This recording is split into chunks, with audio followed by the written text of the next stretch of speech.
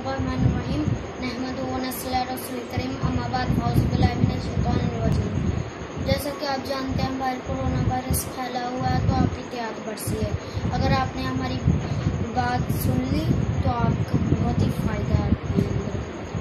जैसे कि आप जानते हैं हमारे कोरोना वायरस फैला हुआ है, तो अगर आपको किसी ज़रूरी काम से बाहर जाना है तो मास्क और सैनिटाइज़र का ज़रूरी इस्तेमाल कीजिए।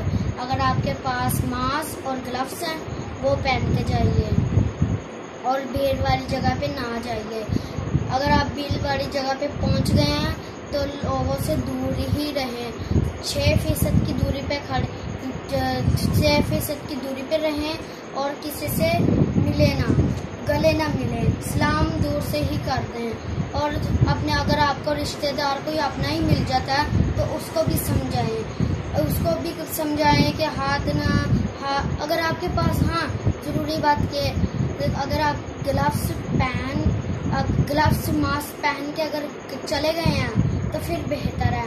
अगर आपके पास ग्लव्स नहीं है तो आके फटाफट वज़ू करनी है। किसी चीज़ को हाथ नहीं लगाना, आपने वज़ू करनी है और सही वज़ू करनी है।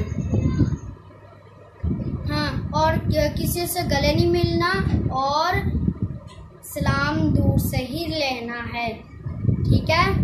अगर आपको मेरी वीडियो पसंद आई हो तो लाइक, कमेंट और शेयर कीजिए।